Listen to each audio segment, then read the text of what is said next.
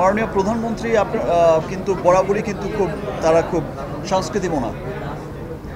National অ্যাওয়ার্ডের এমন কোনো অনুষ্ঠান থাকে না যে তিনি আসেন না, এবং দীর্ঘ সময় তিনি বসে থাকেন, সবার সাথে কুশল বিনিময় করেন।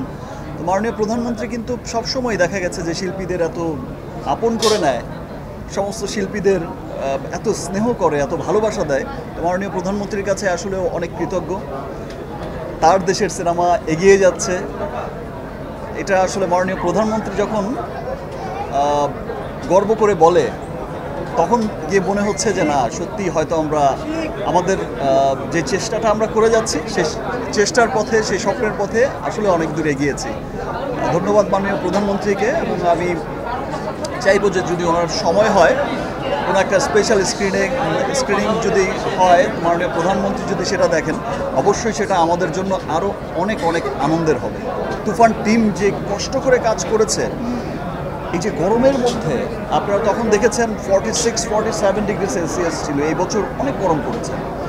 এই গরমের মধ্যেও গোটা টিম আমরা যে কাজ করেছি, অসহ্য গরমের মধ্যেও মানুষ হাসি মুখে এত চমৎকার একটা কাজ করেছে, এবং সবার মধ্যে যে একটা স্পিড ছিল যে না, আমাদের গরম হোক যেটাই হোক, আমাদের খুব ভালো কাজ করতে হবে। আসলে সবাই আমরা চেষ্টা করে যাচ্ছি। রাফি চেষ্টা করছে, শাকিল ভাইরা চেষ্টা করছে, চরকি, আলফাই, SVF, সবাই আসলে সব ভালো ভালো জায়গা থেকেই কিন্তু চেষ্টা করছে।